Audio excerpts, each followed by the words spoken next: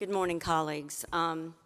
Ladies and gentlemen of the Senate, what I heard coming from the mouths of the majority of the men in the Medical Affairs Committee just sickened me, because what I heard was, this is how my brain works anyway, that you little ladies in South Carolina need to listen to us.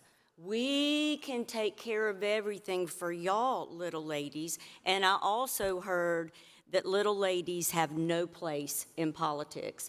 Just look at that Steve LaFemme guy who's always swirling around doll babies and sending out horrible emails to us. He basically said as much in an email, and yet we let him in here time and time again to let us send us offensive stuff. Don't you remember the time he even sent around an email saying that if women take longer than 2 seconds to put on their pants and their pants are too tight? Why do we listen to this kind of stuff? Why do we have to put up with it? Why can he even email us? But it's okay. Everybody just laughs it off. I don't laugh it off when it comes from my own colleagues. To those of you who stood up for women yesterday, I am grateful. But to those of you who feel that women are inferior, remember you were warned when you are challenged by a female. I have been in the Senate going on 7 years now, and for each of those years, we have talked about abortion. Here we go again. But why now? And I'm not talking about Roe versus Wade. I'm talking about the fact that this woefully underpaid part-time legislature is supposed to be out of session for time with family or for in-district business. But nope, we are here telling our citizens that we need to come for special session because women and families need your guidance, because y'all know better than them, right? Y'all know better than the women and the families. What I don't understand is why you don't understand that you cannot legislate morality. You cannot tell people who to sleep with. You cannot tell people who to marry. And you cannot tell women what to do with their own bodies. Try as you might. Try as you might. But I can tell you now, a woman who is hell-bent to have an abortion is going to have an abortion despite what this legislature says. It may be messy, but she's going to get it done. We little ladies can take care of ourselves. But if given time, if women are given time to adjust to their situation, to say, okay, I'm pregnant, what am I going to do? How am I going to handle this in many scenarios? Whether they're raped or not, let's just say that they've had a night of sex and they shouldn't have done that. A lot of people in here want to even take away the morning after pill. But what if a woman just has, oh, heaven forbid, sex, finds herself pregnant? Maybe if we give her time to come to grips with her reality, she's going to do the right thing. But if she is rushed, she may not do the right thing. She may run off to another state, and she may get an abortion lickety-split that she would not have gotten if she had been given time from the rest of us here in the legislature to come to grips and make the right decision. So what you may not understand is that no woman really wants to have an abortion. Do you know anybody that wants to have an abortion? I mean, that just does not happen. To me, all women are truly pro-life. But a woman that has an abortion feels she has no choice. Thankfully, I've never been in that situation, but I will not judge. I will not judge my fellow females who have been in that situation. I listened to a podcast. Actually, it's the first podcast that I had ever listened to, but it was by an author named Jodi Picoult. She's one of my favorite authors. It's just a little 2-hour read. You should listen to it. But in it, it's hilarious because everybody wakes up in America and all of a sudden, only men can be pregnant. And it is hilarious. It is hilarious. I mean, the women are getting the best jobs. The guys are waking up feeling like they're puffy and getting a little fat. They're all teary-eyed. They're getting hormonal.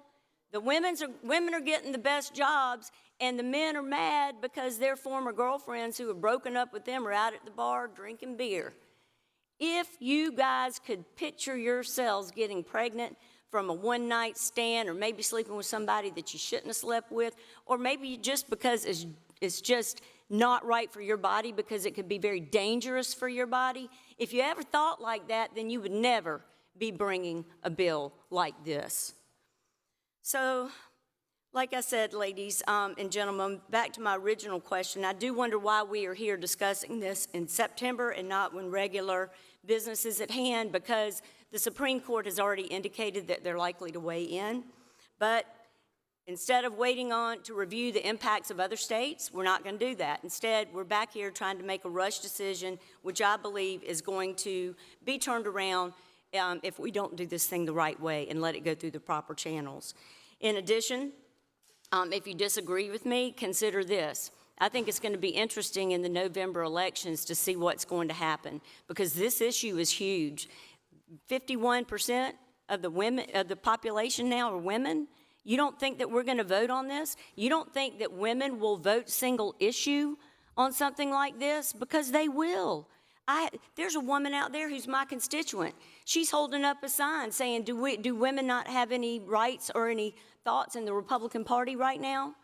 Another one of my constituents spoke when we had the one day that women could come and testify, or people could come and testify, and she was raped at age 12 by two men when she was there babysitting. They locked the kids out of the house, raped this little girl, then made her wash the sheets while the wife was out of the house. Senator, she got pregnant. Senator, your 5 minutes has expired. Senator from Orangeburg, Senator Hutto. Unanimous consent for 3 more minutes. Without objection, additional 3 minutes. Thank Senator you. from Charleston. Thank you. She got raped. She got pregnant on her first time ever having sex. Isn't that awful? She was so ashamed, she didn't want her parents to know. She thought, first of all, her daddy would kill the men, but she also thought that everybody in her parents and everybody in her neighborhood and school would feel that she was tainted somehow. So that little girl, thankfully, found a nurse who was her neighbor who took her to another state to have an abortion, and her parents did not even find out about it. She suffered through that alone. What she did not tell y'all, though, is that 5 years later, those two men who raped her raped and killed an 18-year-old. And so they're in prison now, thank gosh. But this body would have that 12-year-old carry that child to term. That's something that I cannot even think about. I just cannot even think about that. I'm trying to wrap this up for you, but what I do want you to think about, my Republicans are who I'm talking about now, think about the Republican creed. I don't know how abortion became so big in our party. It's because there are extremists that turn around and they make the agendas. They make the platform. And so here, that is on a platform, but if you listen to the Republican creed, there is nothing even close to that, nothing close to that in the platform. So what I'd ask for you to do is start focusing less on social issues and focusing more on lowering taxes and on fiscal conservatism. Please, that is my ask. And the other thing I'm asking is, please, give us equal rights. You know, y'all won't even give us equal rights, and here's why. We don't need equal rights. We got y'all, the little ladies. We got y'all. Why would we even need equal rights? I do hope that one of you chairmen are going to let equal rights come out of the box this year. And my final ask is to let's put this whole issue on the ballot. Let's put it on the ballot. But we won't do that because y'all are scared to do that. The same thing that happened in Kansas would happen here resoundingly. Y'all think you know better than your own constituents. Y'all have said time and again, your constituents want this. Mine don't. I can tell you now, mine don't. And odds are that yours don't either. We can do better than this, ladies and gentlemen. We can do better than this. We are better than this. And I'm going to ask you to please, at least give us exceptions. And I'm going to ask you to please let us put this on a referendum. Thank you. Thank you, Senator from Charleston. Senator from